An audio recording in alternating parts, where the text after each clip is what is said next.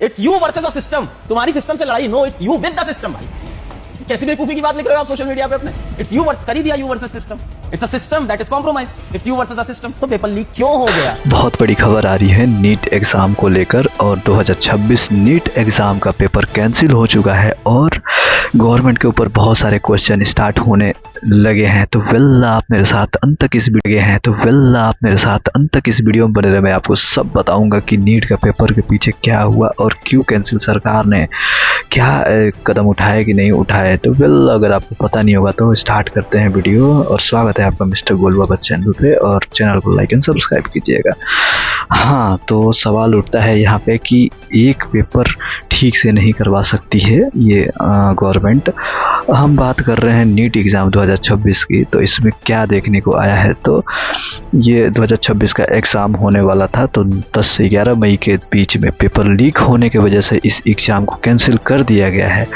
इसके पीछे national testing agency से पूछना होगा, नेशनल टेस्टिंग एजेंसी क्यों ऐसा करी। और तो हम अगर बात करें तो पिछले 2017-21 में भी ये कैंसिल हुआ था और इस बार भी वैसे ही देखने को मिला। तो सरकार से ये क्वेश्चन उठाने चाहिए। सरकार क्या आपके पास आपके अधिकारियों के ऊपर सवाल उठाना चाहिए कि इतने बड़ी आईटी सुपर पावर होने की वजह से भी, सब कुछ होने के बाद भी ये पेपर कैसे लीक हो जा रहा है। ये एक दिलचस्प मामला है।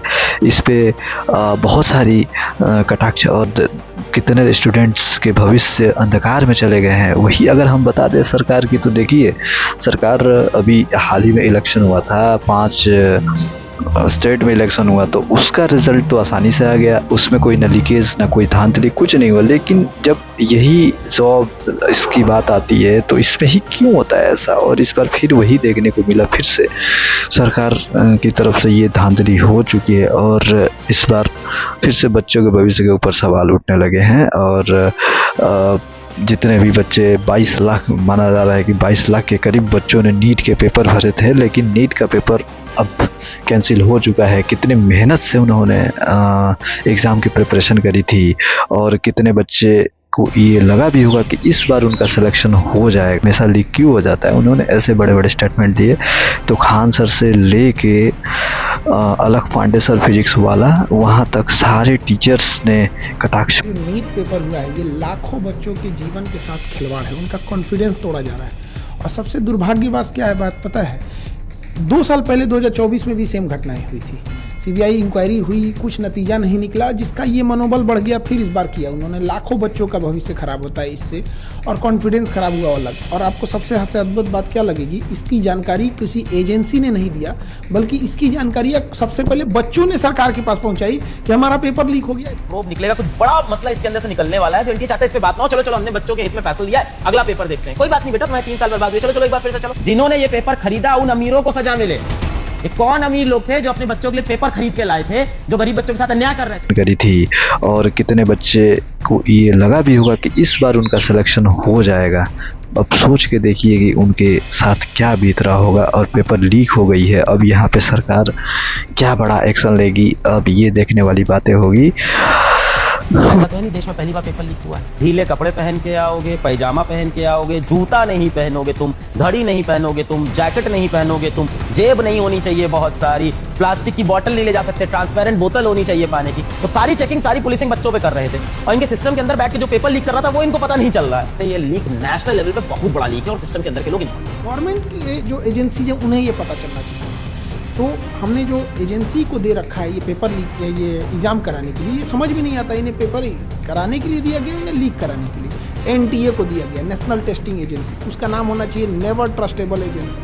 120 में से 600 नंबर ही आ गए थे वैसे क्वेश्चन। गेस पेपर में ही लीक हो गया, तो मान के चलिए कि अब ये बताइए कि गेस पेपर में ही क्वेश्चन लीक हो जा रहा तो कितनी बड़ी क्वेश्चन हो सकती है हमारी आईटी सुपर पावर पे। तो यहाँ पे कहीं ना कहीं घोटाला तो चल ही रहा है। तो ये इसको सुधारने की ज़रूरत है। नेशनल टेस्टिंग एजेंसी में के शिक्षा मंत्री धर्मेंद्र प्रधान से फिर से क्वेश्चन किए जाएंगे कि आखिरकार क्यों हो रहा है ये सब चीज़ें। कई जगहों पर तो एग्ज़ाम से पहले क्वेश्चन लीक होने के सबूत भी मिला है। रिपोर्ट्स के अनुसार अगर बात करें तो 100 क्वेश्चन मैच हो गए थे, लेकिन लीक मटेरियल से कुछ केसेस में 400 प्लस क्वेश्चन तक सिमिलरिटी बताई गई। राजस्थान से शुरू हुई जांच में कई राज्यों तक पहुंची। वही अगर बात करें तो इस मामले को अभी सीबीआई को सौंप दिया गया है, सेंट्रल इन्वेस्टिगेशन को, और सस्पेक्ट को अभी गिरफ्तार नहीं किया गया है। वही जो भी होगा उसके खिलाफ कार्रवाई करनी चाहिए। फिर भी अगर सरकार से ये सवाल है कि ऐसे बड़े बड़े एग्ज़ाम में अगर स्टूडेंट के साथ धोखाधड़ी होती है बड़े बड़े एग्ज़ाम पे और उनके भविष्य पे ऐसे होता है, तो ये एक क्वेश्चन उठ सकता है बार बार इस सरकार से, और इस पे मोदी जी को कड़क एक्शन लेना चाहिए, उनको पकड़ना चाहिए। वही एनटीए ने क्या कहा अब अगले एग्ज़ाम के बारे में, तो एग्ज़ाम के बारे में उन्होंने कहा कि फिर से एग्ज़ाम कंडक्ट होगा और 7 से 10 दिनों में अनाउंसमेंट हो सकती है एग्ज़ामिनेशन के लिए। बट ये तो अब वही वाली बात हो गई ना कि एक बंदा पूरी मेहनत के साथ एग्ज़ाम में जाता है और एग्ज़ाम के लिए पूरा अच्छे से सब कुछ दे देता है और लगता है कि उसे कि इस बार मेरा सिलेक्शन हो जाएगा, लेकिन फिर वही बात आ जाती है कि पेपर लीकेज के बाद से वो अपना दिल तोड़ देते हैं और ये सब नहीं हो पाता है, पूरी उसकी मेहनत बेकार हो जाती है और ये तो बहुत बड़ा स्कैम हो जाता है इस स्टूडेंट के साथ। तो इस पे तो सरकार को कड़ा एक्शन लेना ही चाहिए। आखिर क्यों हो रहा है बार बार ये देश, सारा देश पूछ रहा है, सारे देश के स्टूडेंट पूछ रहे हैं कि क्यों ऐसा होना चाहिए। तो पूरे देश में प्रोटेस्ट शुरू है। अब बता दें कि इससे 22 से 24 लाख स्टूडेंट प्रभावित हो चुके हैं। कई स्टूडेंट बोले कि हमारी मेहनत बर्बाद हो गई है। वेल, सही में मेहनत बर्बाद हो ही गई है।